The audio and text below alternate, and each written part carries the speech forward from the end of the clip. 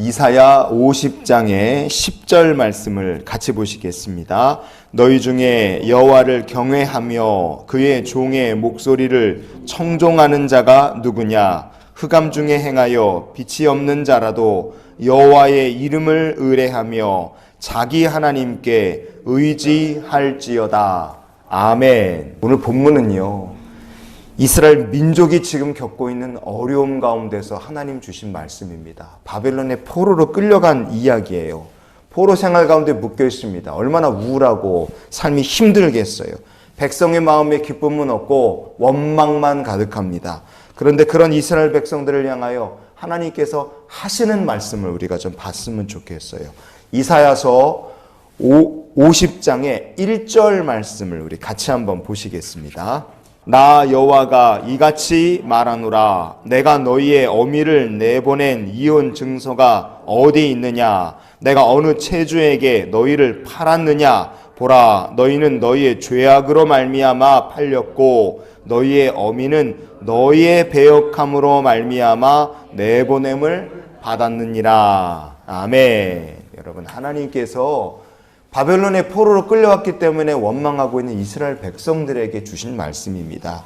나는 죄도 없는 아내한테 이혼 증서를 써서 강제로 쫓아내는 그런 남편 같은 존재가 아니다. 나는 빚이 있다 그래서 빚쟁이한테 자식을 노예로 파는 증서를 쓰고 내보내는 그런 폐륜적인 아버지가 아니다.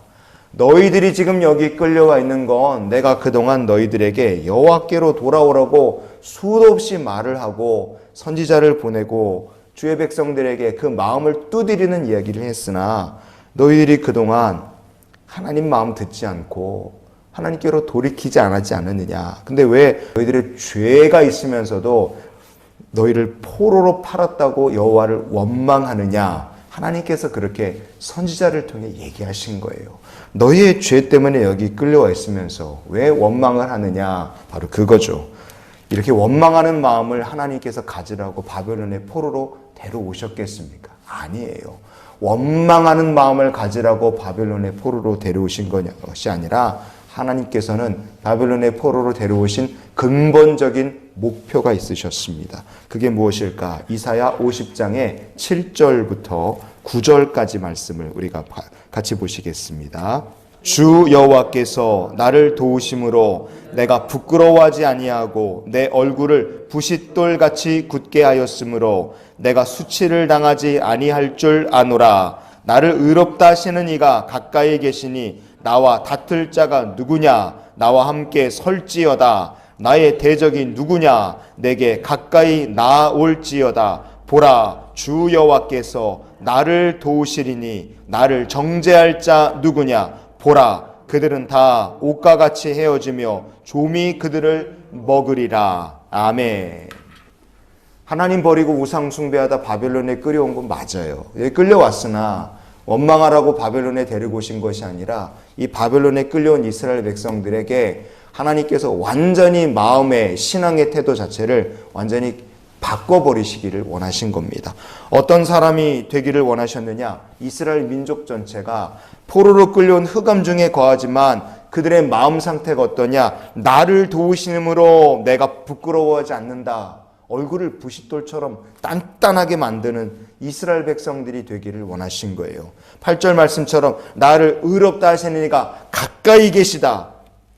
누가 나와 함께 하느냐? 여호와께서 우리와 함께 하신다. 이런 놀라운 믿음 가지고 사는 사람 되기를 하나님께서 원하신 거예요. 9절 말씀에 여호와 나를 도우실 것이다. 여러분, 이 믿음 고백 가지고 사는 백성이 되기를 하나님 원하셨습니다. 나는 포로 생활이 아무리 힘들어도 하나님을 의지하며 꿋꿋하게 서겠다는 거예요. 이런 백성이 되기를 하나님 원하셨습니다. 여러분, 우리가 이런 하나님의 백성이 될 수 있기를 원합니다.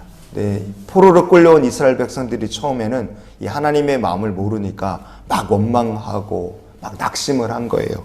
그런 그들에게, 슬퍼하고 낙심한 이들에게 하나님께서 주신 말씀이 바로 오늘 본문 말씀입니다. 이사야 50장의 10절을 다시 보시겠습니다. 너희 중에 여호와를 경외하며 너희 그의 종의 목소리를 청종하는 자가 누구냐? 흑암 중에 행하여 빛이 없는 자라도 여호와 이름을 의뢰하며 자기 하나님께 의지할지어다. 아멘. 이스라엘 백성들 바벨론의 포로로 끌려와 있고 흑암 중에 행하는 것 같아요. 미래가 보이지 않고 앞이 보이지 않고 지금 답답합니다. 그 가운데 원망하고 낙심하는 것이 아니라 너희에게 빛이 없느냐? 있다는 거예요. 너를 도우시는 그분, 그 이름을 붙들라는 거예요. 그 이름이 뭡니까? 흑암 중에서도 빛나는 이스라엘 백성들의 빛이 되실 바로 여호와 하나님의 이름을 붙들고 의지하라는 것이 하나님께서 원망하는 백성들에게 주신 말씀이었습니다. 여러분, 오늘 이 시대를 살아가는 우리들이 앞이 보이지 않고 인생이 흑암처럼 캄캄하다 할지라도 내 삶에 빛이 없느냐? 아니에요. 여전히 내 삶에 빛이 되시는 여호와 하나님의 이름을 의뢰하는 자가 되시기를 주님의 이름으로 축원을 드립니다. 그럼 어떻게 됩니까? 그 결과는 이렇게 달라집니다. 이사야 50장 11절 말씀을 오늘 말씀의 결론으로 우리 같이 보시겠습니다. 보라, 불을 피우고 횃불을 둘러 띈 자여, 너희가 다 너희의 불꽃 가운데로 걸어가며 너희가 피운 횃불 가운데로 걸어갈지어다. 너희가 내 손에서 얻을 것이 이것이라. 너희가 고통이 있는 곳에 누리라. 그랬어요.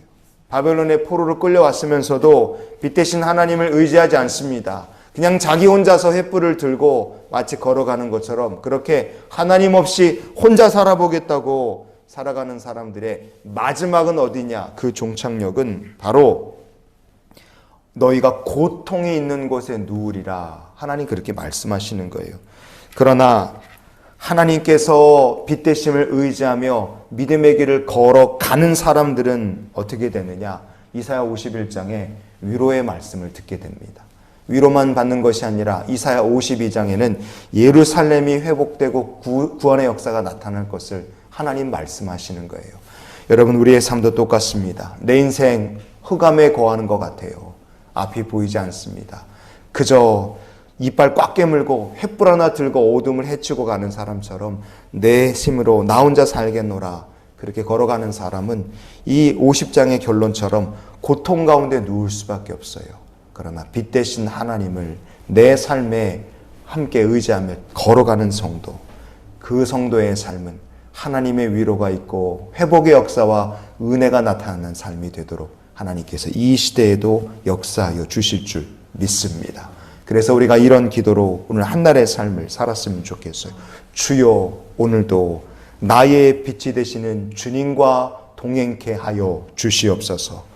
여러분의 영적 어두움 가운데, 시대의 영적 어두움 가운데 하나님 의지함 없이 자기 혼자 살아보겠나라고 애를 쓰는 사람은 횃불을 하나 들고 가는 것과 똑같습니다.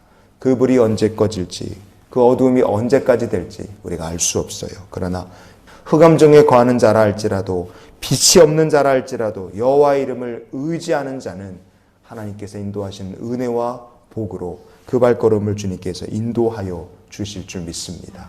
오늘 하루도 나의 빛 되신 주님과 함께 인생길을 걷는 주의 귀한 백성들이 되시기를 예수님의 이름으로 축원을 드립니다.